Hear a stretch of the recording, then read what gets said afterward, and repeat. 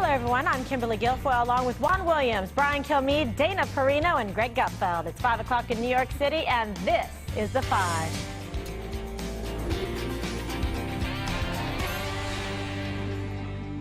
President Trump is standing firm on his decision to pull the plug on a White House invitation for the Super Bowl champion Philadelphia Eagles. The president instead hosting a Celebration of America event.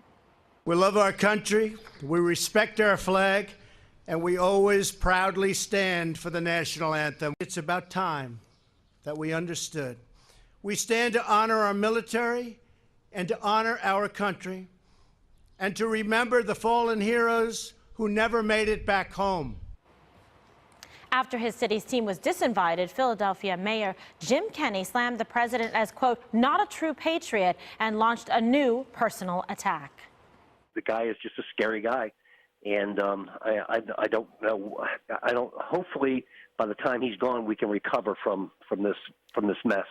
But this is a bad time in our country. I'm frightened about the fact that he has his hands on the nuclear codes, that he threatens to annihilate North Korea. Meanwhile, I'm shaking my head. Yeah, my goodness. Wow. Meanwhile, the White House is accusing the Eagles of playing politics. If this wasn't a political stunt by the Eagles franchise, then they wouldn't have planned to attend the event and then backed out at the last minute. And if it wasn't a political stunt, then they wouldn't have attempted to reschedule the visit when they knew that the president was going to be overseas. And if this wasn't a political stunt, they wouldn't have waited until Monday. Jesse is a diehard Eagles fan, and he was there for all of the action at the White House. Hey, Jesse. Hey, Kimberly, how are you? Good, good, good. So how are you feeling about this whole thing? Because I know you're a huge Eagles fan, so you get to be there. And yes. What's the deal? Yeah, so huge fan. Let's just get one thing straight, though. Both are winners. The Eagles beat the Patriots, and Trump beat Crooked Hillary. So we'll have that. No one's ever going to take that away from us. But this is tough for me. You know, Eagles, Trump, I'm a Philly guy. I'm going to have to side with Trump, though. It's like the Eagles try to trick play. Trump sniffed it out and shut it down.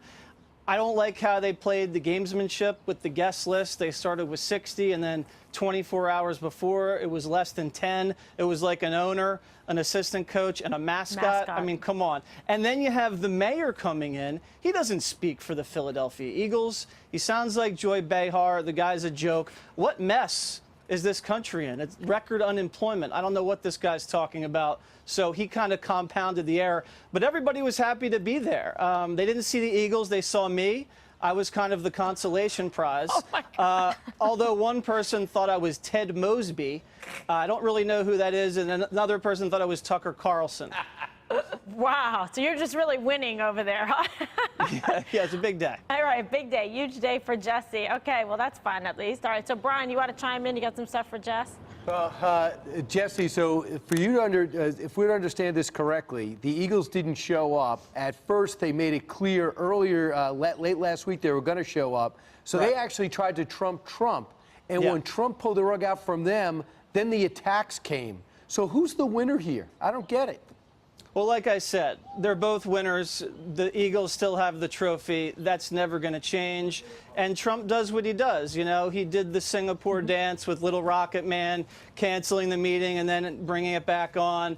But listen, the Eagles don't look good here. But Philadelphia fans, I don't really think they're going to care that much. We're still going to cheer for the Eagles. And the Trump people in Pennsylvania are still going to pull the lever for Donald. All right, well, there we go. Sports Center meets like News at Night. Okay, Juan, you have some questions for this? So Jesse, I'm like deeply offended, man. You mean nobody said, hey, aren't you Juan Williams?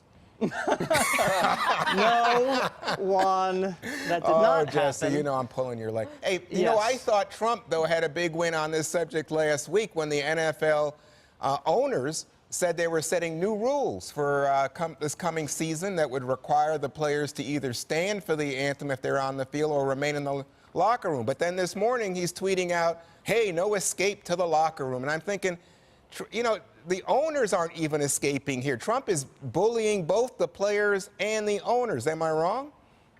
I think bullying is a tough term, Juan. I think we all need to grow up and stop being so sensitive about bullying here. Oh, I see. The president, Bullying's okay. These are billionaire owners that are making a fortune. I think everybody is a grown-up here. But listen, he didn't like the settlement. He didn't like this kind of in-between deal where you get to stay in the locker room for the anthem or you're going to come out and stand. He wants it all in. You're either 100% for the country and the flag, or we're not going to play ball. And he's going to fight until he's satisfied, and we'll see who backs down. It looks like the owners back down a little bit. Maybe they got some more backing down in them. We don't know.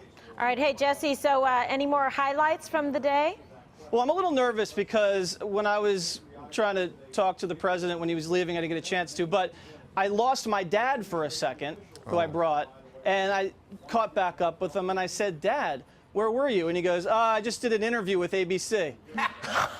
And I'm like, was it local ABC? He goes, I don't know. It might have been national. So I have no idea what my dad said on camera to ABC. I think he's jealous that Mom Text is taken off. Yes. I don't know what. All right. Well, I think your dad's going to get an agent next, right? That's right. I don't know. That's very cool. I'm glad you guys found each other, buddy system and all. All right. Well, it sounds like it was fun. We're going to have to say goodbye now. Parting is such sweet sorrow, Jesse. Bye, guys. We'll see you later. Get back to winning. What I don't understand, Kimberly, is how come people say, well, President Trump should have had it anyway? Where does it even come from? He has the mascot, the owner, who hates him, by the way, despises him, says he's destroying the country, and then one other player, perhaps. What do you mean he's going to have it? How could he possibly have it? He had no choice but to cancel it. That's not true. He could have taken the uproar. In fact, he had issued an invitation. There's no party without people. You can't have a Excuse me. party without people. The point is Jesse was that there. the players didn't want to be used as, like, for a photo op. They wanted to have a real interaction. In fact, I think they requested it at their coming time with Trump. They were told no. No, they were not told no. The request was in along with 85 requests for invitations and press credentials. They got Yes, a that's background right. check. That's what I'm saying. But you know that photo op is something that's been done for 25, No, 30 they years don't by want a every photo player. op. And this is something Okay, that one but of let the me get former to players said. It wasn't just about the standing. A lot of these guys don't like Donald Trump. So Okay. So All right. what? Well, so Dana, let's talk about how this played out, right? Because people were expecting this big, fun, happy thing, sports. Then the national anthem gets introduced into it. Then you've got the mayor who sounded a little bonks. I don't know. He was kind of crazy talking about Well, can I just say, I just think the whole thing's all of it is just a real shame. I don't like culture war stuff. I think that the president has such good news to talk about. In fact, they lead the White House briefing today with Kevin Hassett to talk about the economy, which is roaring, and they have all this stuff. And because cultural stuff will always rise to the top. And will get covered the most. I do think it's a shame. I don't know. I would like to know more of the details because I think some of the facts, at least as I understand them, at least are in dispute. Did they want to have a personal meeting with him behind the scenes? Right. I don't Politico know. says they did. Okay. So and I don't know, but then you said that they didn't.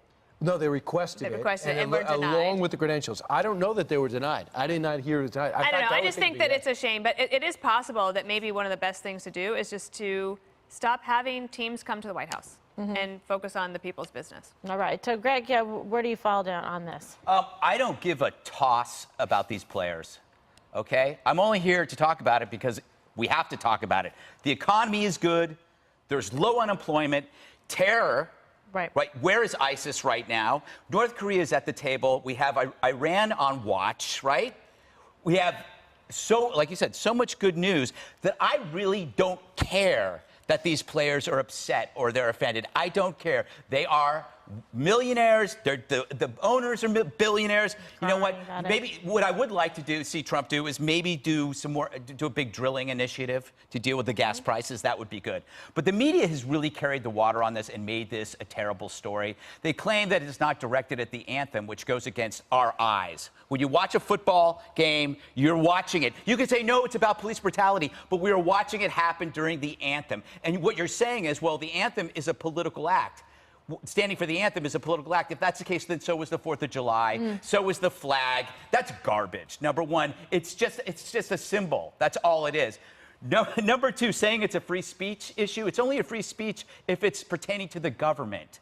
This is an actual business. No, you're not getting arrested for saying something. You're actually just being penalized as an employee. So the way the media has carried this, and you saw it specifically in the press conference in which April Ryan and the other dude from NBC, can't think of his name, were peppering Sanders with just redundant, stupid questions like, aren't you aware this is about brutality? Yes, aren't you aware that the message is convoluted? That when you see players up there, they're making the big, sitting during or kneeling during the national anthem, they're making a huge mistake.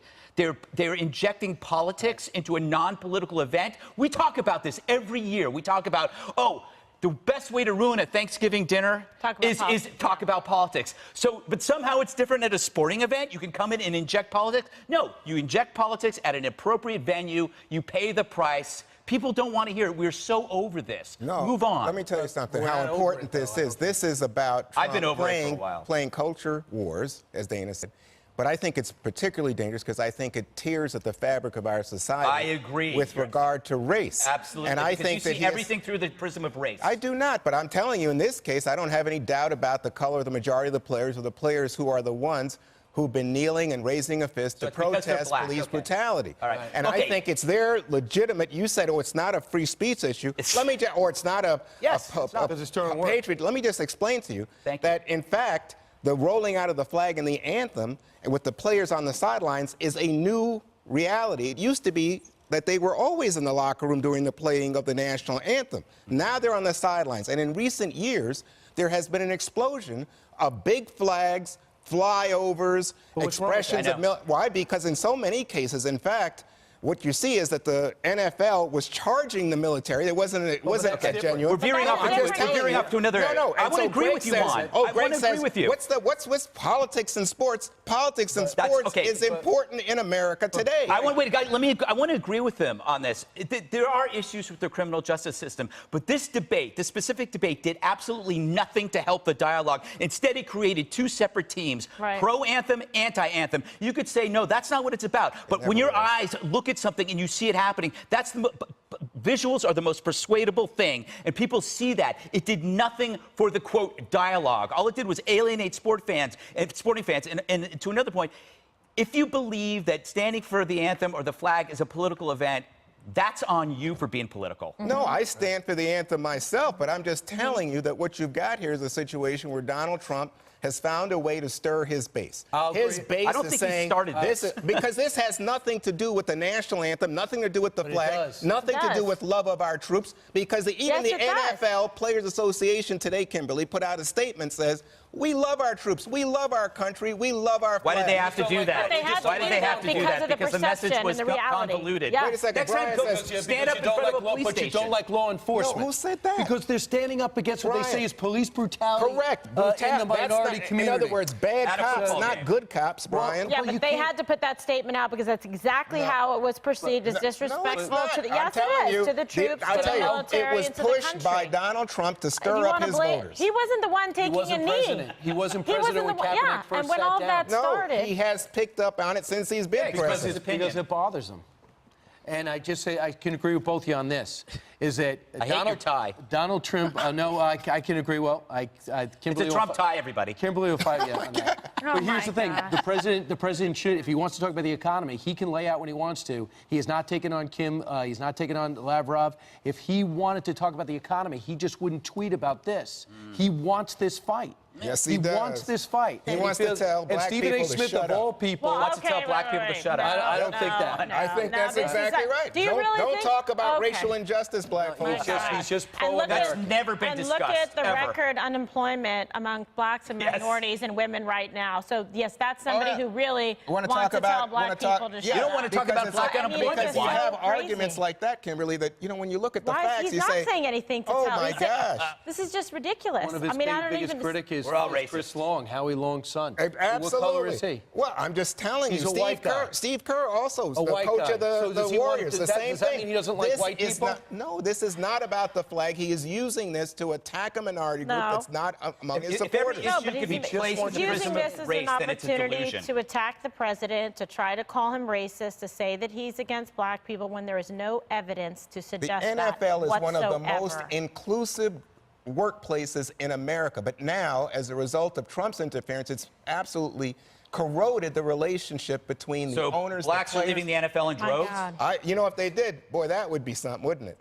Well, there goes It's the also- quality Yeah, I of mean, the that. whole was thing. also And an I think absurd comment. I think the NFL is just fine, and a lot of the owners are standing by their players, too. So to try to tie this in tangentially to President Trump and call him a racist and that he tells black people to shut up is just completely out of line. If the I mean, there's political just no evidence stories, to if the support political this. story is true, it looks like a scripted event to embarrass the president. Give me 85 passes, give me 70 passes, give me one for the mascot and the owner. That's a scripted attempt to embarrass the White House. And what happens didn't when the fall for players it. show up and Trump stands there and says, "Oh, look, these guys are supporting me," and oh, please, they don't want to be used And why did as they stooges by say Donald 80 are Trump. going to come and then less than 24 I don't hours know, before, because- then they pull the cord? I mean, it's like a bait and switch. And so then he shows up there and there's like the goofy mascot and whoever, and We have poor such Jesse good and his news. dad. That's why this is so pointless. Right, we do have, there's a lot of news to All talk right. about. All right, we got to go. And if I could just- Rodman's Sorry. going to North Korea, and you're saying Trump doesn't listen. That's right. So now for some bad news for Democrats ahead of key primaries in 8 states. Find out why when we return.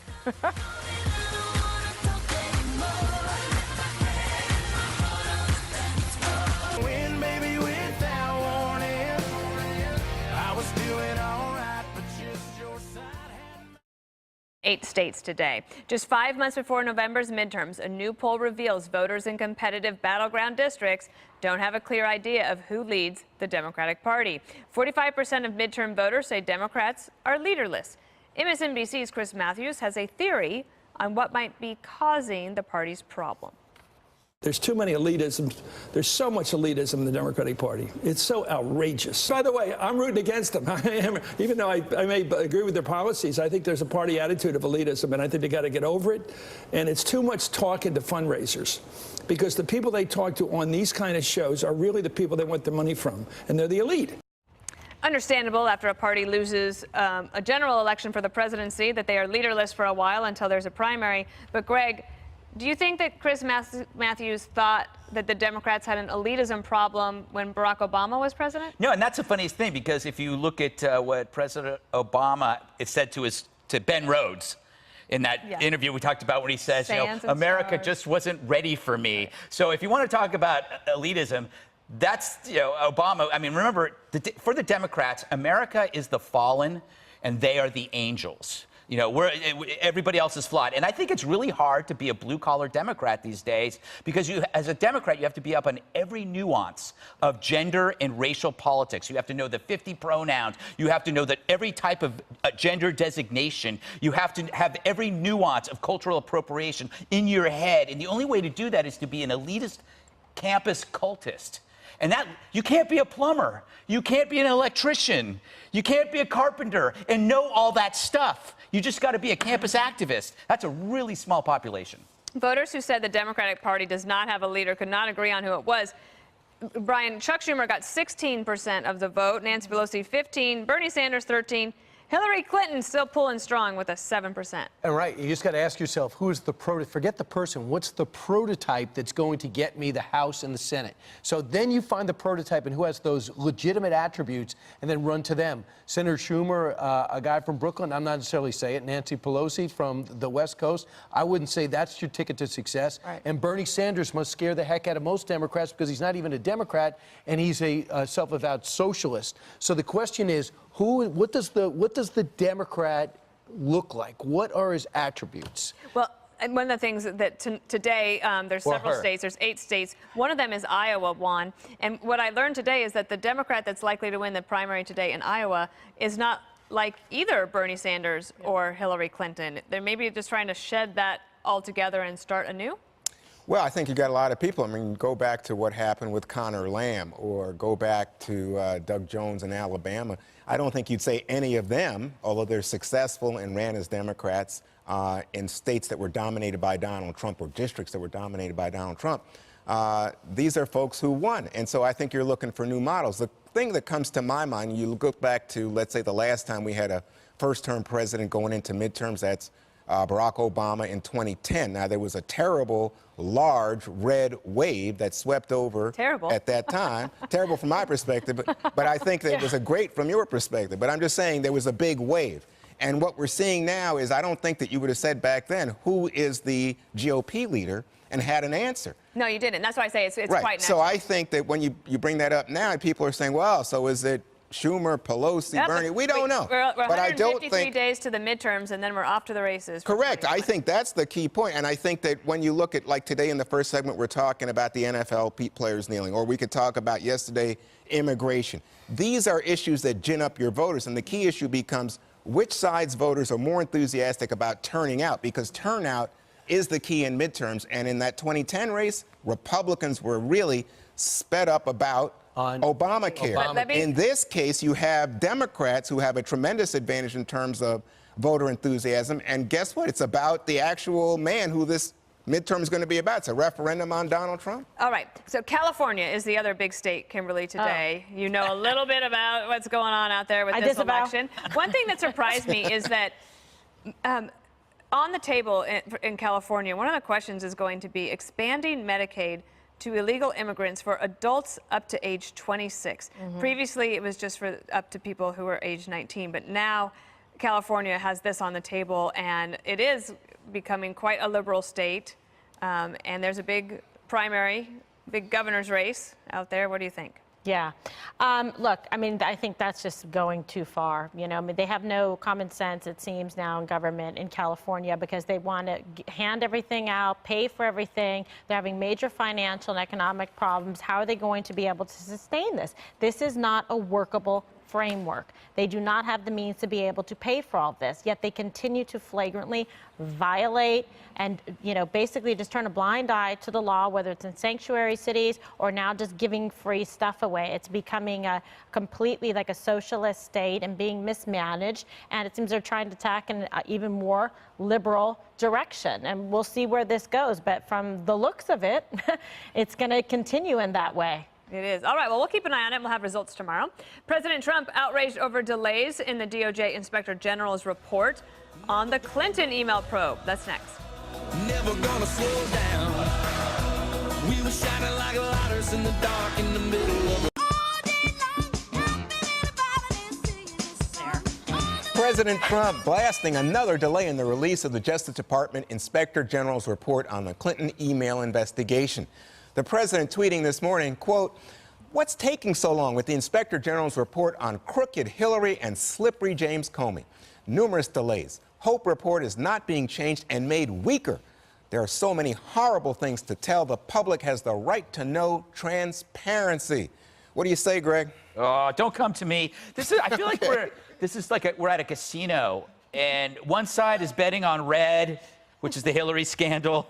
The other side's betting on black, the roulette table. It's Trump scandal. Is that what it says there? Yeah. You're not even reading that. Yeah. That's what I write, because because this is like the longest political hangover in history. I wrote that too. They're pumping in oxygen. Yeah, they're pumping in oxygen. You don't know what time it is. You don't know what time it is in there. It's just keeps going on and on. But it feels like it should have been released by now, but I don't really know what time it is. Just keep losing money. The hilarious thing about it all goes back to Anthony Weiner. It's all about the emails on his laptop. If that hadn't happened, she'd probably be president. What cost Hillary's election is Anthony Weiner's stupidity. Yeah, well, that's an argument. Although I think that what they're looking at, what the Inspector General is looking at, is the initial report that came from Comey when he says she made mistakes, but we don't think there's any grounds here for an indictment. So let me ask you about that. So the counter argument coming from folks is, oh, Trump is putting pressure on because he's trying to undermine Comey's credibility. So if the Inspector General is critical of Comey's behavior in the Clinton case, it undermines his credibility if he has anything to say about Donald Trump. I think that POTUS wants the information out there and is worried that there are redactions happening, which Judge Knapp was talking about too, that they're making changes to it, that it's getting watered down. So then you want to see the version that is prior to being watered down to get all the information out there. I think that's what he's saying. He wants to see the report. The report was supposed to come out. It hasn't come out yet. What's the delay? What's going on behind the scenes, behind closed doors? What are they doing? What are they redacting? What's going on? Is it going to be like watered down to the point of, oh, we're going to put this out, et cetera, to make it less impactful? I understand. So it's a fair question. Well, so Brian, I think a lot of people are just concerned here because the president this morning was also tweeting about Attorney General Sessions and saying that, boy, Sessions. It was a mistake for Sessions to recuse himself. He would have chosen someone else. That's back to your casino. Yes. Sessions, it's every day. But I will say this. The draft report was given to the DOJ and FBI back in May. And because of that, all of a sudden we have, okay, we're going to have a meeting. It was supposed to be yesterday. It was supposed to be today. Horowitz was supposed to speak. It doesn't happen. They go, what about June 11th? Well, what happens on June 11th? A lot of people are going to be looking forward to June 12th because that's Singapore. So are they about to have a very explosive report that's swamped, intentionally, I use that word intentionally, swamped by Singapore, which is the president's move? My thing is, I am not interested in Comey and Hillary's emails. I'm interested in Hillary's emails when she was Secretary of State. They want to find out about that. I'm interested in the impact of Peter Strzok and Page and what they did, and as it relates to Contreras, the judge, and what the FBI was up to when they should have been legitimately investigating both sides. But if you talk about Comey and Hillary's emails, I have no interest. McCabe lying, leaking to the Wall Street Journal, and that battle between Comey and McCabe and who's telling the truth, that interests me. But Hillary Clinton is old news. I'd rather look at Walter Mondale and why he lost 49-1 to Ronald Reagan. Oh, well, we know why. Wow. Hey, so Dana, do you have anything on this one? Because I have another question for you, but I want to give you the opportunity the report to will be out when it's out. Okay. So the other thing I wanted to ask you about, Dana, was Paul Manafort and the pressure now being put on him. Apparently, Mueller is going to a judge and saying Manafort was tampering with witnesses and asking the judge to put Manafort in jail. What do you think? Right. So Judge Napolitano was on the Daily Briefing today trying to explain this, and apparently the government is saying that they are going to tell the judge Manafort was using encrypted technology to reach out to other possible witnesses to get them all on the same page with his version of the facts. And that is an inappropriate thing to do. And quite brazen, maybe also just like crazy. I don't know. So that hearing is next Friday. But interestingly enough, next Friday, which is June 15th, is also the day that Michael Cohen has a hearing. So it's going to be a big judicial blockbuster day. Wow. You had something to say, sir? Except for I just say that Greg is just, I can't get over the fact that Greg looks forward to someday be under house arrest. Yes, that he is just true. says, you that is my dream. love the idea of being under house arrest. Just to have somebody tell you can't leave your home. Fantastic. Then he doesn't have to go on vacation. He just orders food in. He just do the elliptical. Yeah, I think he'll love the bracelet. Can too much bad news actually harm your health? Greg, yes, Greg is going to break it down. A new report next on The Five.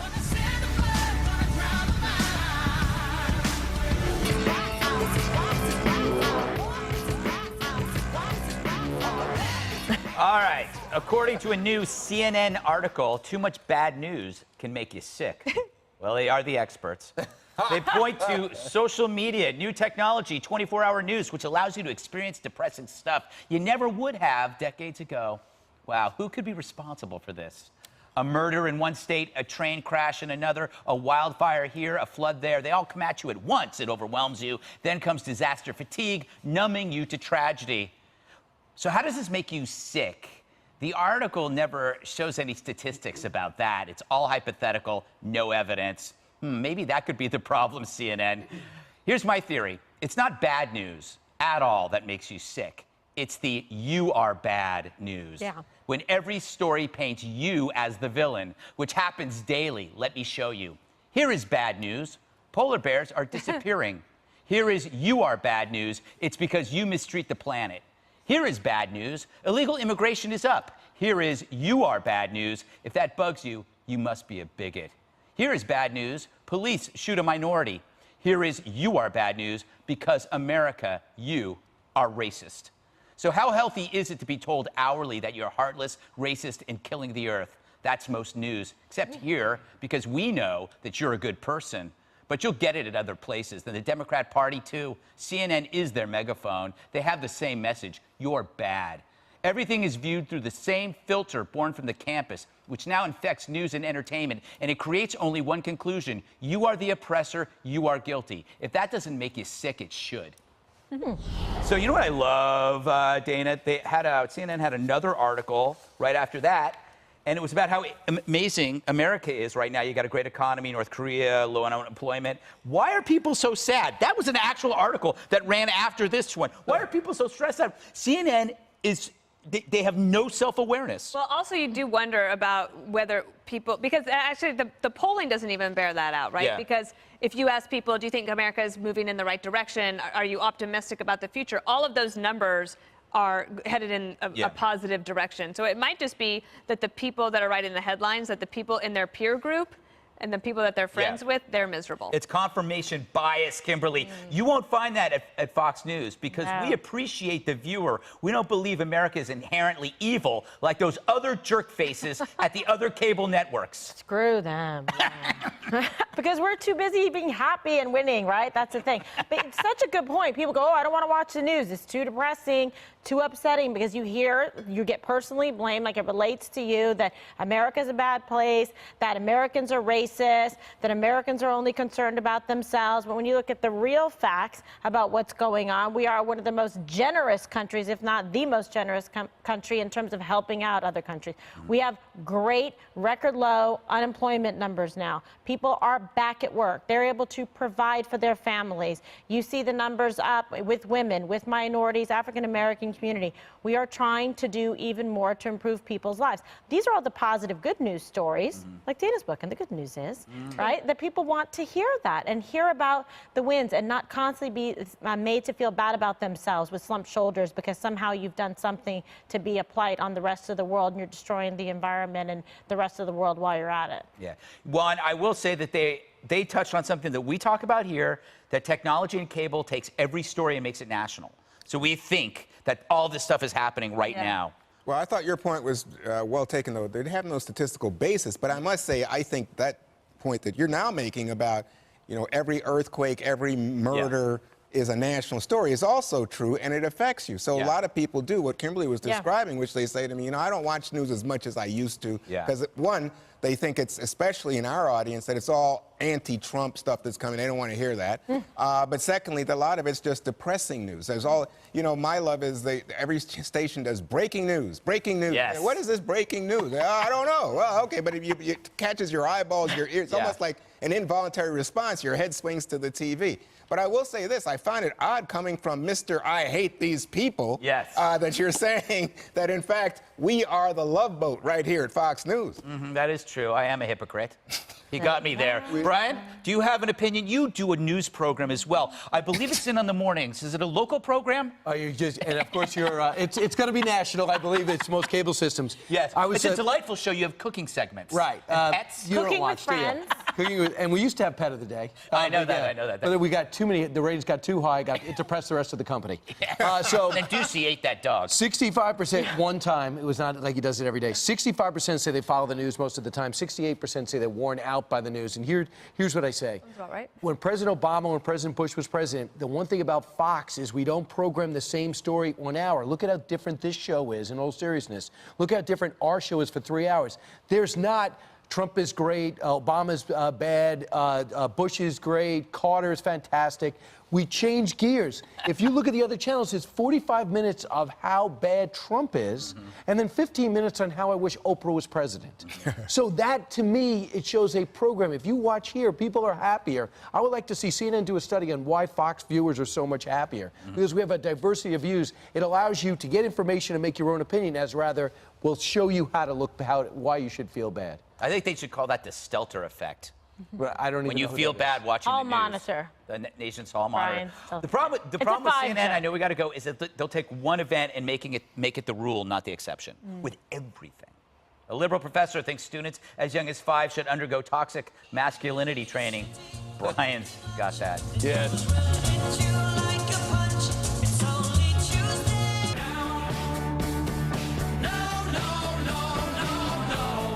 That's the outside of the building. Now we're inside. A liberal professor wants to take ideas from the college campus and put them in young kids' classrooms. A professor at the University of Wisconsin-Whitewater is reportedly calling on K-12 schools to create programs to fight so-called toxic masculinity.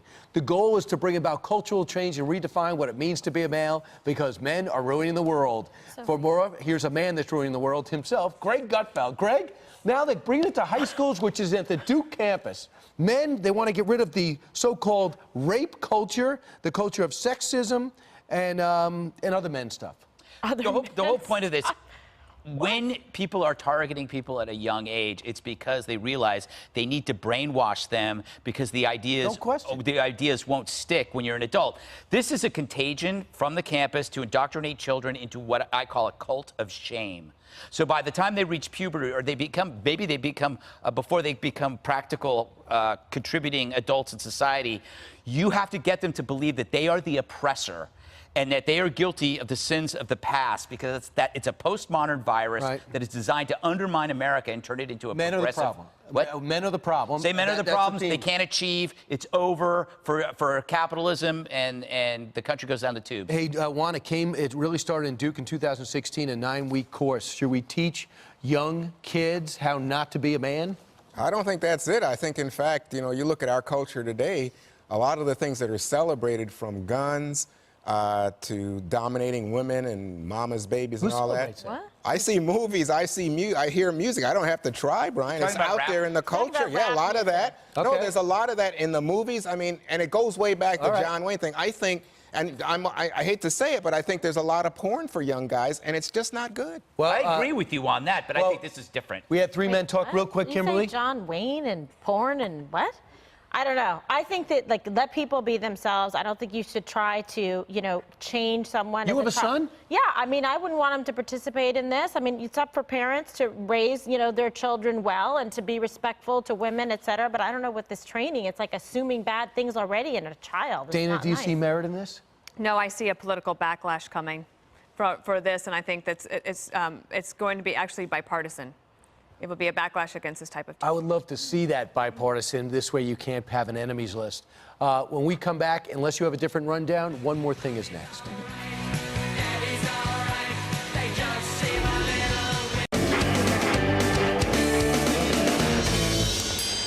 It's time now for one more thing, and I'll start it off. Today, 49, and one of my favorite players of all time besides Ronnie Lott is Dwight Clark from the San Francisco 49ers. What an incredible legend. I loved watching him play. There's a picture of the catch, which was an incredible touchdown grab from Joe Montana. It had under 1 minute left in the game to win the 1981 NFL championship game against the Dallas Cowboys.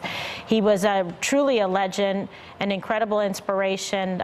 People who love football love to watch him play, and it's just sadly he lost his battle with ALS, with Lou Gehrig's disease, and he was surrounded by his family, and he passed away sadly at a very young age, 61 years young. Dwight Clark, one of the football's all-time greatest. We will miss you. He became an executive too. A lot of success there. Incredible guy.